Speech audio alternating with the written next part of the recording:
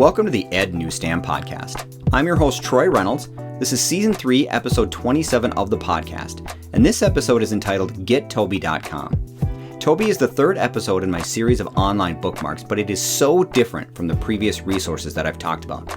The things I like most about Toby is how quickly I can open a collection of bookmarks, how quickly I can save bookmarks to a collection, and how easy the program is to use. I'm too excited to wait any longer. Let's not waste any more time. Let's dive in.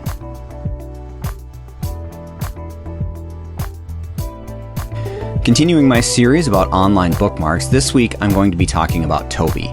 Now, over the past couple of weeks, I've mentioned Wakelet and Symbaloo. Both fit the mold, but both have their own unique styles. Toby the same way. It is an online bookmarking site that you can share out your links, but it is also a little bit more than that. I've only been using it for a few weeks, but I am a true believer. I had a friend of mine demo it for me before I really jumped in fully, because she's been using it for quite a while. And when she showed me, I'm like, okay, this is what I think it is. And now that I've started to use it, it's better than what I thought it was. So to give you a little explanation about what Toby is, it's a browser extension that helps you organize your tabs. So it's a website, but it's really an extension that you're using in your browser to extend that online bookmarking. It creates easy workflows generated by you, and I'll show you kind of what I mean by the workflows. So in Toby, you can organize your tabs into collections, favorites, and workflows. You can also invite other users to share workflows or your collections. You can even add notes to help stay more organized. Creating collections is easy, and then you can drag any open tabs from the right-hand side of your Toby into the collections that you have generated. Now, once the tab is added to a collection, it will automatically close, and I'll show you how that works here in just a few minutes. So before I go into the demonstration, let me just go through some of the links that I have provided for you in the newsletter. So I have a Toby extension, and then I have the Toby Mini extension. So the Toby extension itself will generate a new browser tab for you that is managed by Toby. For me, when I open a new tab in my browser, I like it just to go to Google. So I decided I didn't want to use the Toby extension itself. What I wanted is I wanted Toby Mini. And Toby Mini will open a new tab for you, but it isn't your main new tab when you open one in your browser. And I'll kind of show you what I mean by that. So when you open a new tab in your browser, you click the plus in your browser up here. But with Toby Mini, the Toby Mini doesn't have that. Your Toby extension over here in your extension bar next to your Omnibox, this is where Toby Mini lives. And the reason that I like it here is because I just want to be able to search things. I don't want to have to open a new tab and then go to Google and do the searching. I just want to use Toby Mini and open it when I need it opened, okay? So when you click on the Toby extension, it will take you right to the Toby Chrome extension, and you can easily add that. It'll give you a little bit of information about what the Toby extension is. There are 5 different images that will walk you through the process of what Toby is. Very, very simple. If you click on the Toby Mini extension, that will take you to the Mini Chrome extension. And again, same thing. You get a couple of different images as to what Toby Mini is. You'll get a little mini description as to what it is. And then the other link that I have here is if you click on GetToby.com, it will take you right to the Toby website. And when you're on the Toby website, you can watch their short little 30-second video. You can look at some pricing options, but the free option in Toby is very robust. And then there's also the blog, which will talk about any of the new features that they've come out with over the past couple of years. Let's go through some of the features within the Toby Mini extension. So right off the bat, when you open up a new tab in your browser, that's just a tab. So it's the same as your browser tabs. You will see those open tabs in the Toby Mini extension. Notes are text files that are created inside of a collection. So if you want to leave yourself some information or notes about why you have that tab in there, or what the collection is about, or maybe some of the other users within that collection, notes can just be anything. It's just a text file. Now, collections are groups of tabs or notes inside of Toby. So as you start to curate more resources within Toby and you put those tabs and notes into specific areas, Toby calls those collections. So you'll see that I have 9 different collections in my Toby here in a minute. Of course, there are tags, so you can put a label attached to a collection to help you sort and filter those tabs and notes. You can also generate teams, so groups of people that are sharing the same collection. And then you have an overall organization if you want to create one of those. And so those are groups of teams and individuals that own shared collections and non-shared collections. Now, I haven't really used the teams and the organizational feature, but I will show you where that is in my Toby Mini feature. Let's get started looking at some open tabs and the Get Toby Mini extension. So I've opened up two different tabs within my Chrome browser right now to show you what the difference is between the two. So this is my website, and now when I go up to the Toby Mini extension, you can see now that this social media collection has a check mark next to it. That means that this website is already in that collection. If I open another tab in my browser and now I go to the Toby Mini extension, you can see that there are no check marks next to any of the collections that I have. If I want to easily and quickly add this website to a collection, all I have to do is click the collection. And now you can see that there's a check mark.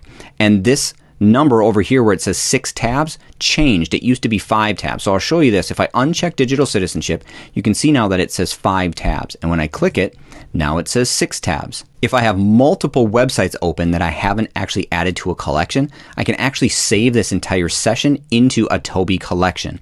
So let's say you need to walk away or you need to restart your browser for some reason. All you have to do is just save the session, and then it will make its own new collection in the Toby Mini extension, and you'll be able to move forward with this session later on. Let's actually jump in now and look at what Toby looks like in your browser. So in your extension over here, you go down to the bottom and you say Open Toby. So here's what Toby looks like all laid out. So here are your collections. You can reorganize the collections very easily. Over on the side, you've got your up and down arrow, so you can move the collections up and down depending on which ones you maybe access more frequently. You have this little snowman or the 3 dots, which you can then add a note to. You can close all the tabs, import open tabs. You can star this collection or multiple tabs. You can export the collection somewhere else, edit the title, or just remove the collection altogether. Now over on the far right hand side of the extension, you can see that these are my open tabs. And an easy way to do this is if I take this ISTE standards for educators and I just drag it over into my certification resources collection, now it's part of that collection, but it did close the tab up in my browser. But a great thing that I can do here is if it says right here in this collection, I can open the 2 tabs. All I have to do is click open 2 tabs. And it asks me, do you want to open these? Great way to quickly open multiple tabs. I just say yes, and boom, it opens those 2 tabs right in my current browser session. And as you can see then, those 2 tabs showed up in the right-hand side of my Open Tabs session. And again, right at the top of the Open Tabs section on the right-hand side, I can easily save my session. The little red plus down in the bottom sort of right-hand corner is where I can add a collection. So I just click Add Collection. It puts the blank collection at the very top of my screen. I'm just going to label it Podcast, and then you can see that the collection is empty. I go over to the 3 dots, and I'm just going to remove the collection. Now it says you remove the collection and all of the tabs in that collection, so make sure if you're going to remove the collection that it is something you want to do. A couple of other things before I wrap up. If you see over here, I have open 2 tabs in that specific collection. I also have the Share button. So if I click on the Share button, I can get a shareable link, or I can also share this privately. So when I click on Share Privately, then I can name my organization, I create a new organization, and then up at the top, you can see that it generated, right next to where it says My Collections, it generated a new organization. I click on the little pencil, I can edit the organization, I can manage the members in that organization, or I can delete the organization altogether. So if I click on the organization, then it brings me into the organization. And so I have no collections right now in this group. I click on the little plus in the middle and I can start to create collections. So I created a collection. Up along the top toolbar, here is Add a Team. So now I can generate various teams within my overall organization. So within my organization, I added 3 teams in my organization, just called Company 1, 2, and 3. And then over on the right-hand side, across from where my teams are, I have Edit Organization. So if I click on that, you can see here now that I can manage my team members. So I can enter an email address or search for other members that might already be in my organization. When those people are added, I have another little snowman, the 3 dots on top of one another.